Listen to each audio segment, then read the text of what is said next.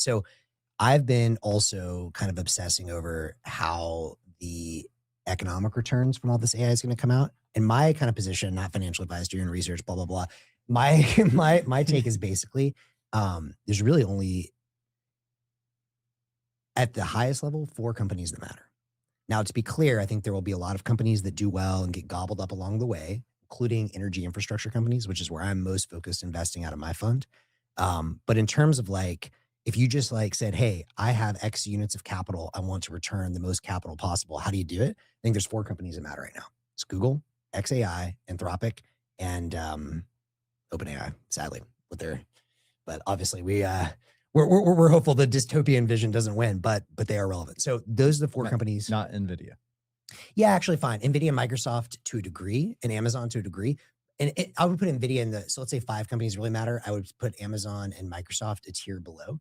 But even with NVIDIA, it's, the 4 companies I'm personally interested in. You're talking about specific, like within the scope of AI? Within the scope of the world economy. Like, I think this is all that matters.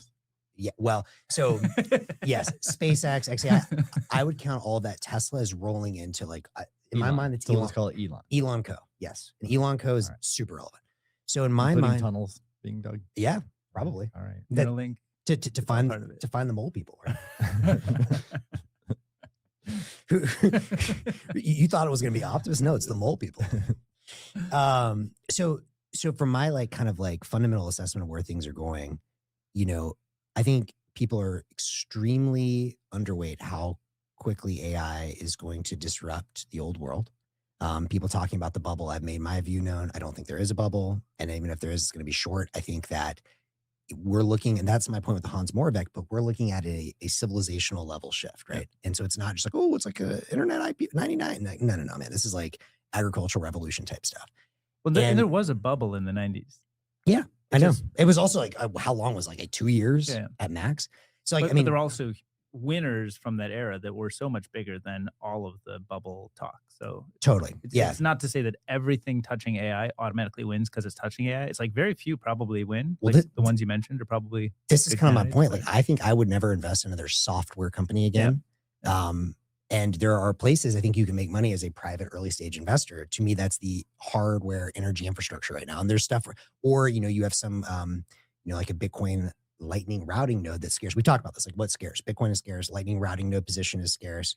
The actual physical energy and compute infrastructure. Yep. But my broader point is, if you believe AI is going to just like roll through the economy in the next 3 years, 4 years, which I do by 2030, then those are kind of the 4 providers that have like some true edges, and it's gonna be really hard for anyone to catch them.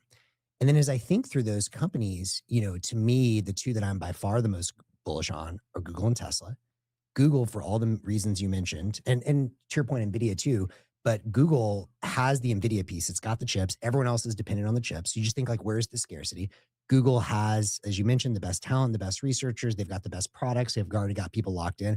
I think Google is just like, another point from that thread is it's non-dilutive, right? There's cash generation that goes to support these things. You don't have to like raise any debt, sell shares, dilute.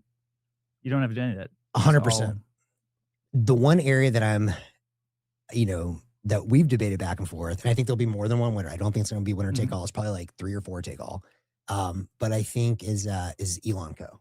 And I would still, I think both are great, but like I still might give the edge to Elon Co over Google. And the reason is coming down to energy. The reality is, if in the next 4 years, that's the bottleneck, Google's good, very good. In fact, the biggest news, in my opinion, of the last month is that they acquired Intersect, which is like a huge solar developer, which was like their private solar developer for, I forget the exact amount, but in the billions of dollars, right? So Google's like, okay, they're going to do okay. But when it comes to like building infrastructure fast and energy fast, like, bro, 100 gigawatt. Exactly. And Steve shared this tweet. What was that tweet? I mean, I don't know the details other than they're building out 100, or they have 100 gigawatts, or they're building out. is building out 100. Elon Co. Let's say all of it together. Right. Elon Co. is building out 100 gigawatts of solar a year. That's what he's claiming on Twitter. 100 gigawatts. Now, to be clear, when we held the Type 1 summit and I was talking about getting to terawatt scale, like the thing I want everyone to remember when you think about scaling laws is we've only seen the 100 megawatt cluster runs. we haven't seen the gigawatt cluster runs. Yeah. We haven't, like of all the models out there in the world, this is really, really, really important for people to understand. You know, in the last year and a half or 2 years, whatever it's been, we have not seen the base models increase in terms of power and compute. They're still at the 100 megawatt level. All of the improvement we've seen is from post-training and from inference time compute. So what's going to happen if the scaling laws hold, and seems like Anthropic, OpenAI, seems like they're all scaling law build, when you go from 100 megawatt to gigawatt? And Elon's already talking about 100 gigawatt, 2 orders of magnitude above that. And so anyways, if it comes down to just building energy infrastructure fast, and that's why you're starting to hear people talk about space as well, which people laughed at before we had the Type 1 summit.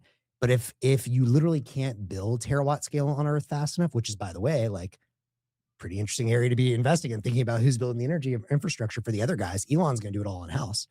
Then they're going to go to space. And I know you have the view that Google can find a way to get in space with Elon, but as of today, the dominant launch provider, including versus US, like old school military industrial complex, they can't even compete, is SpaceX. And so, yeah, that's my view. I have a question though. You know, whether it's 4 or 5 companies, whatever, that you feel like by 2030 or thereabouts dominate and get all the profits, what business models are you imagining? Because some people believe that a lot of the use cases today and even tomorrow will be able to be computed on a consumer's device, phone, laptop, what have you, in which you can just run an open source, and that open source models will be able to satisfy most of those use cases, and that the money is to be made in like scientific research and things that require a lot more compute. Do you agree with that? And if so, how does that impact your thinking? I agree with that. And what I was saying, I think it's both. I think it's going to be a bifurcation. And I should also say, I actually like Apple a lot too in this world. I wouldn't maybe necessarily put them in that top tier, but I think Apple is going to do just fine. I think you're going to see a bifurcation. We're already seeing like open source models, to your point, are catching up to the state of the art and so many, whatever things. And so if I just need to talk to my phone and be like, hey, I need you to do X, Y, and Z tasks for me. Yeah, of course, that'll just be on device. Shout out to this investor. We've talked about Chris Pike, who's been saying it for years, like Apple, like the product they keep developing is their M chips and the memory that's integrated. Like they're amazing. But I also think that on the other end, to your point, scientific research and stuff, it's just like the universe is limitless. There's going to be infinite cool things we can do. All of the tasks we can imagine today probably will eventually be done on your phone. And then the new frontier, things like solving cancer, like, I don't know, developing like the Dyson spheres, that's going to be done in the cloud, and probably the bigger business opportunity. But I think you're never going to get to a point where like consumers say, oh, the stuff I can do on my phone is good enough, and there's just less demand for more intelligence. I think there's always going to be more demand for more intelligence. Agreed. So it's kind of like, Jevons Paradox. Yeah, and I mean, look at, I think Gates was famous in the 70s or 80s for kind of saying like something about or maybe it was somebody else, something about like well, I don't want to misquote it. Take bandwidth on the internet. There used to be a day when you would say, oh, like as long as you've got a 9600 baud modem, it's got everything you're going to need. Then you're like, oh, well, I need a little more bandwidth because now there's like these images you can get. Right. And then you're like, oh, actually, I need more bandwidth because now you can do video. Now I need high def video, and I want to upload, and now in a live stream. And like the march of progress on the internet has been, no matter how much you've got, no matter how much your local compute makes sense in looking at history, you still want more because there's something more you can do. And I suspect that's going to be the case for consumers. So I don't think, like on device, I can do like transcription. It's really good at that. If you get like a Whisper model on your iOS, that'd be ideal. But people are still going to want to, then they're going to start dreaming up software projects they want done with like multi-agent orchestration. And I think it's going to end up falling back that like a cloud service is going to be able to do this better, and it's going to reach the demand of, the personalized custom software that you want built for you. I agree. Why not architect a hybrid approach though, where you're using both local and cloud? Yeah, I think local and cloud is natural. I'm only reacting to the idea that it will become all local because consumers' needs will be met. I think consumers' needs will not be met. Consumers will have new needs. Yeah, I think I agree with that. Do we feel like the past 10, 20 years, there's been a very good hybrid architecture? Of what? Like a service. Like it usually just runs in the cloud, right? Oh, Most things run in the cloud. An iOS app is a client that touches a cloud service. I don't know. Like I guess it's a mix. I mean, mobile apps. It's a are mix, that way, but right? I would think economics would drive that. Meaning, if you and I are offering the exact same service, I have the hybrid architecture and you don't, I can reduce my costs because I don't need as much cloud compute.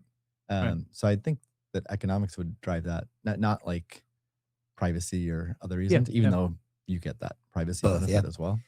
And by the way, and so this is where I'm getting pretty obsessed, and we've talked a little bit about the idea for the GPU marketplace and stuff, is like, if economics is going to drive it, geez, I wonder what economic system is going to do it. Because if you have all these different closed off walls, like if I want to be able to, the other thing I think it's important to remember is like, we're still in the early, I forget what Carlota Perez calls it, like installation phase or deployment phase. I forget all the, whatever the terminology, but the idea is like, people are right now subsidizing, just getting their stuff out there. Yeah. And my guess is, you know, a lot of the slop that's getting made today is not economic.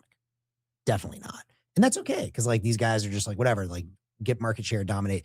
But eventually you're going to get to a world where like, you know, even for the biggest company, you need to like reflect the true cost of running inference to your user.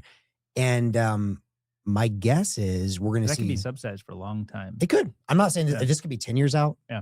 Yeah. I don't know. But like at some point, markets are going to market. And I think that the open system for Bitcoin, this makes me a lot more bullish.